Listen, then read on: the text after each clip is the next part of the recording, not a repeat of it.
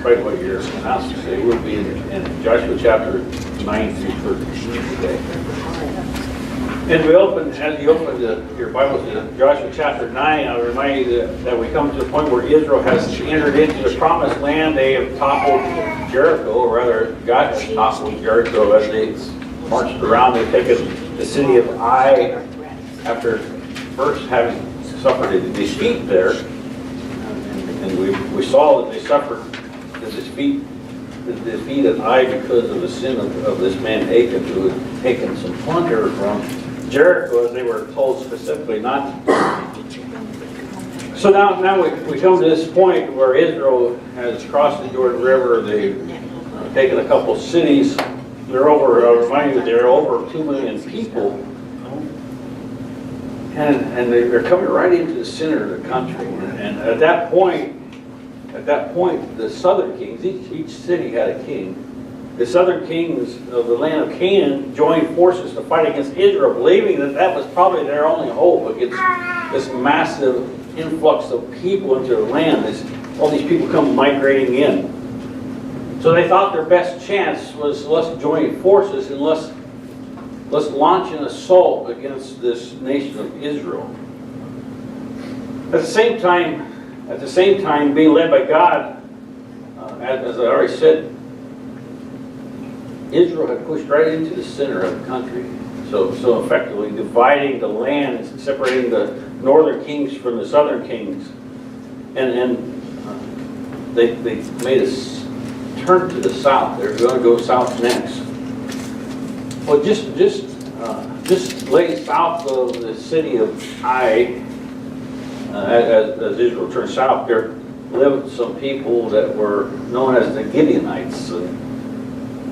The Gibeonites somehow seemed to be aware that Israel had no intention of forming any peace treaties with people already in the land, probably from the experiences of the people of the city of Ai. Maybe we're not told. Maybe there was an attempt of the people of Ai to reach out and make treaty, but regardless, the Gibeonites knew that there was no intention of Israel to make peace with the people who were living in the land, and they could see that they'd already rolled over Jericho, and now they've rolled over Ai. So rather than join forces with the other kings of the southern area, of the other Canaanite kings, the Gibeonites present themselves to Israel as travelers from outside of the land.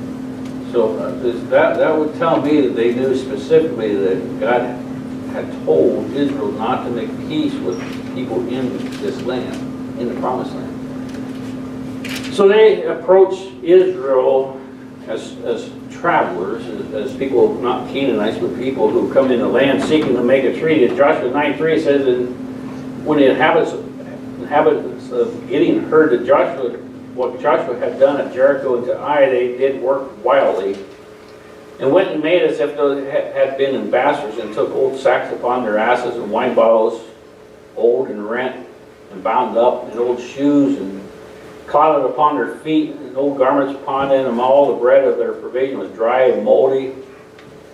And they went to Joshua. In other words, they're going to look like they've been on the trail for a while. That everything was worn out. And in verse 6, and they went to Joshua unto the camp at Gilgal, and said to him and to the men of Israel, we come from a far country, now therefore make ye a league with us. So the Gibeonites approached Joshua and Israel as they were camped at Gilgal, and said, again, we've come from a faraway place, and we're not seeking to make trouble with you. Let's have a little bit of a treaty. Now remember right there that God had told Israel specifically not to make a covenant with any people living in the land. Again, it would look as if though the Gibeonites understood that detail. So they come to Israel and they say, just look at our provisions. Our shoes are worn out, our breeches are worn out, everything's old and worn from this long trip we've been on. These things were all fresh when we started out. And they said, look at our bread. We baked this bread in our ovens just before we started traveling, and now it's dried out and it's moldy. And the children of Israel thought, well, Well, we've read that's pretty convincing. You must be travelers.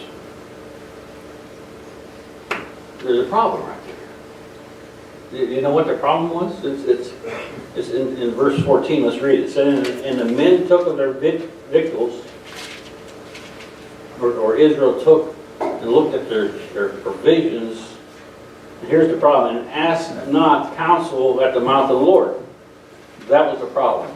They're trusting what they see and not consulting in the Lord. Now, verse 15 says, and Joshua made peace with them and made a league with them to let them live, and the princes of the congregation swore unto them. So Joshua and all the leaders of the tribes of Israel say, okay, we will make this league or this treaty with you. We'll not attack you.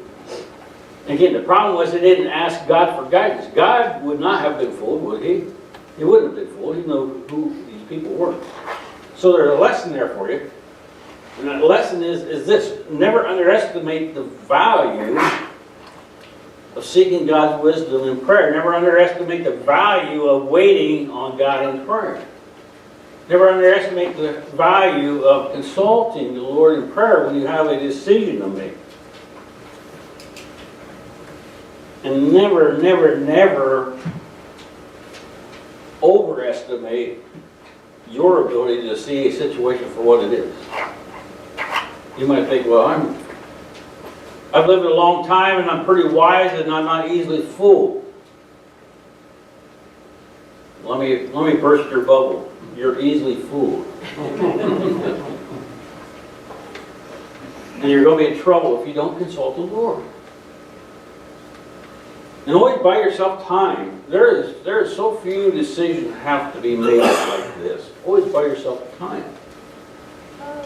It's okay to say, I'll answer you tomorrow. It's okay to say, I want to be in prayer about it.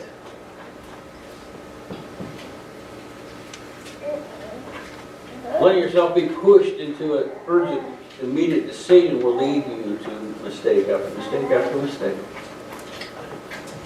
So Israel did that. And they made a treaty with people that God told them specifically don't make treaties with people who are living in the land.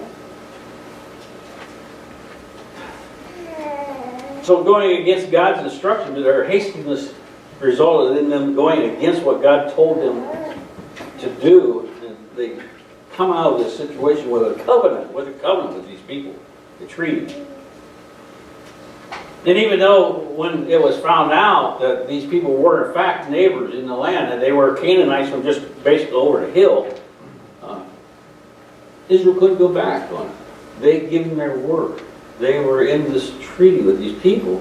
So Joshua, he was angry when he found out who they were. He made slaves of them, or a people who were servants to Israel, and people who would be tasked with cutting firewood for the camp of Israel, for carrying water for the camp of Israel. And the Gibeonites were happy with that. They were otherwise going to be run over by Israel and every man, woman, child killed. So they were okay with that. Turn to chapter 10. The other southern kings heard about what the Gibeonites had did. That they, instead of joining league with these other kings, with their peers, they went and tricked Israel and joined league with them. So they decided to, first thing we're going to do is we're going to attack these Gibeonites because they're traitors. They've joined with the other side. So, and these five kings, this alliance of five southern kings, was led by a man named Adonizedek. Some of these are not easy. Adonizedek is a Hebrew name meaning Lord of Justice. So keep in mind, and he was the king of Jerusalem. Keep in mind, when we talk about Jerusalem, we think of Israel, we think of Jews. This is Jerusalem existing in the pagan land of Canaan before the Jews had it. Same location, same city, but it initially settled by pagans. So this Adonizedek was the king of this pagan city of Jerusalem. And also keep in mind that all these people had Abraham as an ancestor. And remember that, we go back, we remember that Abraham had once tied to a pre-incarnate Jesus Christ called Melchizedek. You remember that? Melchizedek means king of righteousness. And there's a commonality between these two names. So what we see is this Adonizedek, the pagan king of Jerusalem, took his name from Melchizedek, from his ancestor, from the ancestor, not ancestor of Melchizedek, but of Abraham and of that time. Now, I'm not going to cover it in lots of detail, but there is so much commonality, so much symbolism between the experiences of Israel with Joshua here and what's going to happen in the future still to us in the book of Revelation we read about it. There's commonality in a peace treaty made with the Jews by trickery. We just saw that happen here with the Gibeonites. This Adonizedek, the king of Jerusalem, is a forerunner of the Antichrist. They want to thinks to stand in the place of Christ, another Christ, a false Christ. And he's in Revelation, the Antichrist we know will lead the nations in war against Israel. Here we have this Adonizedek who is leading the nations in war against Israel. So there's lots of correlations, and ultimately we see just the Antichrist will be blasphemous. He will blaspheme the Lord. And choosing the name Adonizedek for himself, the king of Jerusalem, was blasphemous. It was an act of blasphemy. And do you remember under the law what the punishment for blasphemy was? Do you remember at all? It was in Leviticus chapter 24, verse 16, and I'll read it to you. And he that blasphemes the name of the Lord, he shall surely be put to death, and all the congregation shall certainly stone him. As well as a stranger, as he's born in land, when he blasphemes the name of the Lord, shall he be put to death. Now hold on to that as a backdrop. That under the law, the penalty for blaspheming the Lord is stoning. And remember for a minute or two that the name that this king of Jerusalem chose for himself was blasphemous. You remember for a moment that this blasphemous king of Jerusalem was leading an attack against Israel. And remember that the punishment for blasphemy is stoning. So knowing all that, with all that in the background, what do you suppose would happen to these folks? Well, the Gibeonites, as you read, the Gibeonites sent word to Israel that they were under attack, and Israel had, even though it was under false pretense, Israel had joined themselves in this treaty, so felt obliged to come to their rescue. At Joshua 10:8 said, and the Lord said to Joshua, fear them not, for I have delivered them into your hand. There shall be not a man of them stand before thee. So Joshua and all the army of Israel traveled all night to reach Gibeon. And they began to immediately slaughter all the fighting men, all the armies of these 5 kings. Verse 11 says, and it came to pass as they fled from before Israel and were in the going down at Bethoron. What's the punishment for blasphemy? Remember, it's stoning. That the Lord cast down great stones from heaven upon them to Ezekah, and they died. They were no more which died with the hailstones than they were more which died with the hailstones than they whom the children of Israel slew with the sword. So God was doing the heavy work in this battle. He was throwing out hailstones. Now a block of ice, let's say, weighing 125 pounds, creating from space, one of those hit you, there wouldn't be much left, would there? You know, why hailstones? Again, we just read it in Leviticus 24:16. The punishment again for blasphemy is stoning. God will stone the blasphemous world from heaven. Why am I zeroing in on this? I'm zeroing in on this because if you can understand that God answered blasphemy that was the king of ancient Jerusalem was stoning in the way of giant hailstones, then you should be able to move that thought forward in the future, even yet to us. And as you read in the book of Revelation 16, 17, it says this, "And the seventh angel poured out his vial into the air, and there came a great voice out of the temple of heaven from the throne, saying, 'It is done.' And there were voices and thunders and lightnings, and there was a great earthquake, such as not since men were upon the earth, so mighty an earthquake and so great. And the great city," what's that city? It's Jerusalem. "And the great city was divided into three parts, and the cities of the nations fell, and great Babylon came in remembrance before God to give unto her the cup of wine of the fierceness of his wrath. And every island fled away, the mountains were not found. And there fell upon men great hail out of heaven, every stone about the weight of a talent, about 125 pounds. And men blasphemed God because of the plague of the hail, for the plague thereof was exceedingly great." So we can see that God is consistent, that when society becomes blasphemous, that God will answer blasphemy legally under the law with stoning. Now back to Joshua chapter 10, at verse 8, it says, "And the Lord said to Joshua, Fear them not, for I have delivered them into thy hand. There shall not be a man of them stand before thee." Joshua therefore came unto them suddenly, and went up from Gilgal all night. And the Lord discomfited them before Israel, and slew them with a great slaughter at Gibeon, and chased them along the way that goes up to Beth-horon, and smote them at Azekah, and to Makkedah. It came to pass, as they fled from before Israel, and were going down to Beth-horon, that the Lord cast down great stones from heaven upon them to Azekah, and they died.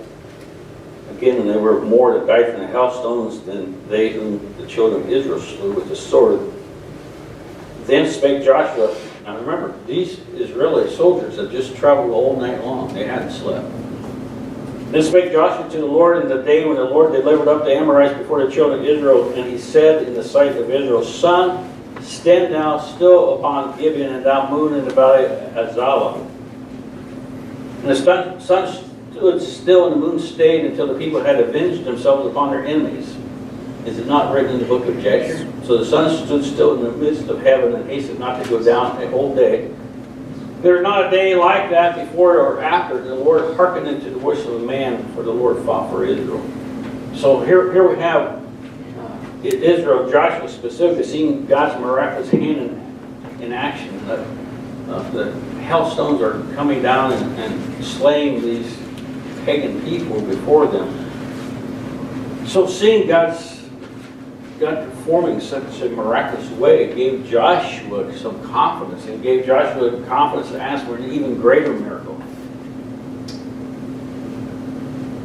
He commanded the sun to stand still. He commanded that time would last, that they had lots of conquering to do. The enemy is on the run right before him. God's fighting with us, and Joshua's heart was with the Lord. He said, give us time. Don't let darkness come until we kill all these people. Let's have a complete victory before darkness comes.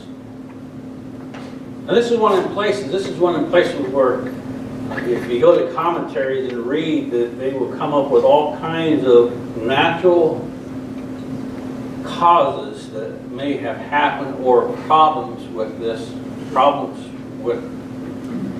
if the world stopped spinning for a moment, all the disasters that would come on the earth, and all their debates that they are denying the supernatural ability of the Lord. The Lord that wrote the laws of nature, the Lord who makes the earth spin. I can agree with them. I don't care. I don't care what their doubts or their thoughts are. I have no doubts. I don't know how God made the day stand longer, how the sun stood still in the sky. I don't know. I don't care. I don't know. Because I serve a God who makes the earth spin. And I serve the same God who can make the earth not spin if that's what he wishes. And God chooses to make the earth not spin, he also has the power to hold everything in place. I don't have to understand. We didn't have this incredible pride that says we should be able to explain everything God did. I can't explain to you how God makes my heart beat. I can't explain to you how I breathe without thinking about it. You know, I've said it a few times. Thank God breathing is a automatic reflex, and God does that, because I know a few folks that if they had to think about it, they wouldn't make it.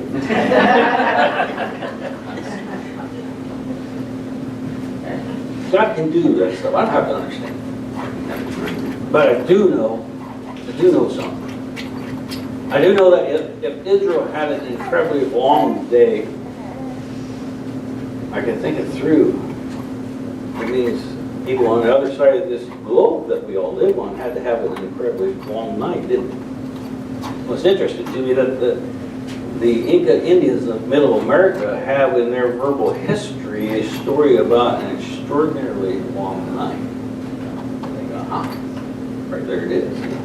That's testimony of what God did and the results of that, or the effect of that on the other side of this globe.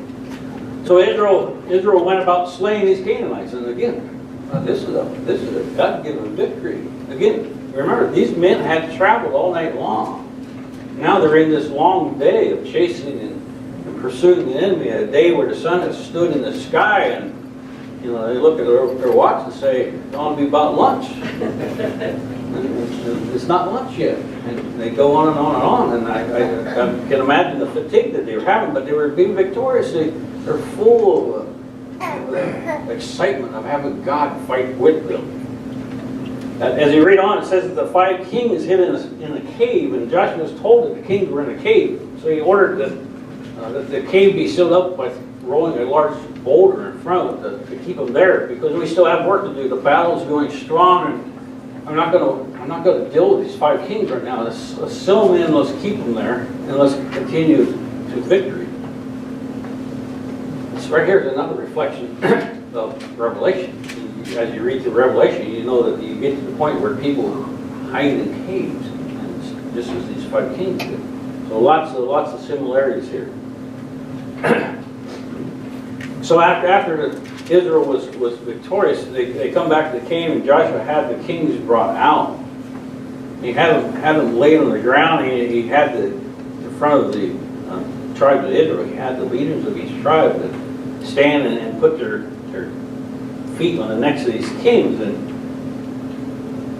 there's a visual lesson, and Joshua told the people of Israel that as long as they fight with God on their side, that they would eventually put their feet on all the necks of all their enemies. Then Joshua had these 5 kings killed and put their bodies back in the cave and sealed it up. In Joshua 10:40 it says, so Joshua smote all the country of the hills and of the south and of the vale or valleys and the springs and all their kings, and he left none remaining, but utterly destroyed all that breathed, as the Lord God of Israel commanded. And Joshua smote them from Kadesh Barnea even unto Gaza, and all the country of Goshen even to Gibeon. And all these kings in their land did Joshua take at one time, because the Lord God of Israel fought for Israel. And Joshua returned, and all Israel went to the camp of Gilgal. So they were completely victorious in the south. The southern kings were defeated. People were wiped out. Turning into chapter 11, Israel turns their attention to the north of the country. And we see that the kings of the north also joined the league to fight against Israel. Verse 11:4, it says, and they went out, they and all the host with them, much people, even as the sand is upon the seashore, in multitude, with horses and chariots, very many. This is a big deal. You know, in that age, a horse and a chariot was like we might think of a tank. You know, the chariot, and there's hand-to-hand combat in the streets of this city or this town. It'd be a deal breaker if the other side come rolling in with tanks. Look, this is what Israel was up against. This wasn't going to be a fair fight. You know why? It's because God was fighting with Israel. Because God was fighting with Israel. This wasn't going to be a fair fight. The horses and chariots didn't matter. In Joshua 11:6 it says, and the Lord said to Joshua, be not afraid because of them, for tomorrow about this time will deliver them delivered them up all slain before Israel. Thou shalt hoe their horses and burn their chariots with fire. To hoe a horse is to cut his Achilles tendon, so it would no longer be useful. It no longer be a war horse. So Joshua leads Israel in attacking the kings of the north. And verse 8 said, the Lord delivered them into the hands of Israel, who smote them and chased them unto great Zidian, unto Mishras, you say that one, and unto the valley of Mizpeh eastward, and they smote them until they left none remaining. And Joshua did unto them as the Lord bade them. He hoed their horses and burnt their chariots with fire. So Israel has now conquered the whole of the land, north and south. But there were pockets of resistance remaining. And this was the failure of Israel. That they didn't inhabit the whole of the land. They didn't deal with the pockets of resistance that were remaining. And verse 23 says, so Joshua took the whole of the land according to all that the Lord said unto Moses. Joshua gave for an inheritance to Israel according to their divisions by their tribes. And the land rested from war. Now this is about a 7-year period of warfare that we just covered. So what we see is that God had promised the offspring of Abraham, the descendants of Abraham, that they would have this land, but He didn't ever promise it was going to be easy. 7 years of warfare. Just because God had promised this land to Israel, it wasn't going to be a place where they just walked in and put up their umbrellas on the beach and kicked back and had a good time. They were going to be fighting, and they were going to have to work for it. It's going to be a process. And the Christian life is much like the land of Canaan. And when you become born again, when you become a believer, your worldview begins to change, and you don't fit in with the world like you used to. Praise God, you don't fit in with the world. You begin to grieve a little bit. You begin to see the world through sad eyes. You begin to see the loss and realize your fate. Now, I think when you become a believer, you can almost smell the smoke of the battlefield. You can sense it. So what I'm telling you is, God has made His promises, but He never promised it was going to be easy. Did He? But there are going to be struggles. You know, as soon as you accepted Jesus Christ in your life, what you've done is you've declared war on the kingdom of darkness that had controlled your life. If you think the enemy will take that way down, you're fooling yourself. That you're going to meet resistance. You're going to meet pockets of resistance. You're going to be walking along. Maybe you've been a couple of years of walking with the Lord. You're feeling pretty good about it, and there's a pocket of resistance that you have neglected to conquer. And one day you find yourself standing in the middle of it. Like, oh my gosh, how is this knocking me over? Oh my gosh, why didn't I deal with this a long time ago? Why have I just ignored this? This is what Israel did. They just ignored the pockets of resistance. Like we've taken the whole of the land, and big deal, there's these little groups of people here and there who aren't much liking us, but we could care less. They're not a problem today.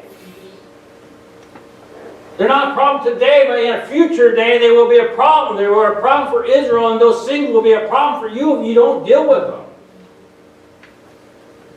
You can say, I get so tired of not fitting in with my family anymore. I get so tired of not fitting in with my peers at work anymore. Sometimes I just want to give in, don't give in. It's warfare. It's not easy. But God has great promises for you if you just continue to fight the fight and battle the battle. And if you can take a few captives from the other side, they will be blessed. Their destination, their eternal destination will be changed. If you give up fighting, what's their hope? What's their hope? There is no hope. You have to stay in the battle. You have to fight the fight. quit feeling sorry for yourself. You don't fit in. Come back to church, look around this room, you do fit in.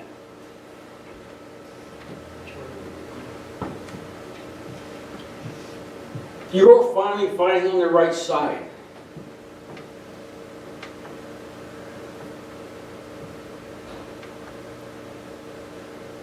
Now I think of the history of this great country, and I think of all those men who have served in our armed forces and have given their lives. And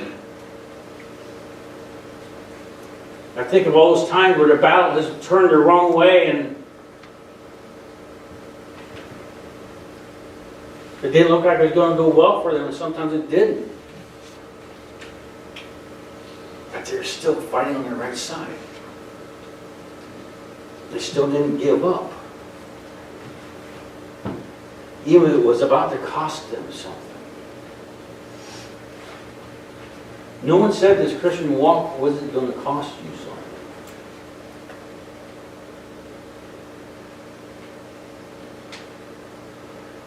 The greatest thing it's going to cost you is your sin debt. It's no longer yours because Jesus Christ has paid it for you. Praise God, Jesus has paid it for you. Amen. Charles Spurgeon, the great pastor of the 1800s, said, "There's something comforting in the thought that the devil is my enemy. I'd rather have him for an adversary than a friend." Amen. The Bible says, "Greater is he who is in you than he is in the world." When things don't seem to be going well for you, you need to keep reminding yourself that you're fighting on the right side, that you're finally on the right side. You're on the side that leads to glory. You're on the side that leads to glory no matter the difficulty of the day. No one can take that from you. You can give it up. You can choose to give it up. You can choose that this is too hard and you can face hell forever. It's a choice you have to make. But no one can take the love of God from you. You understand that? No one can take it from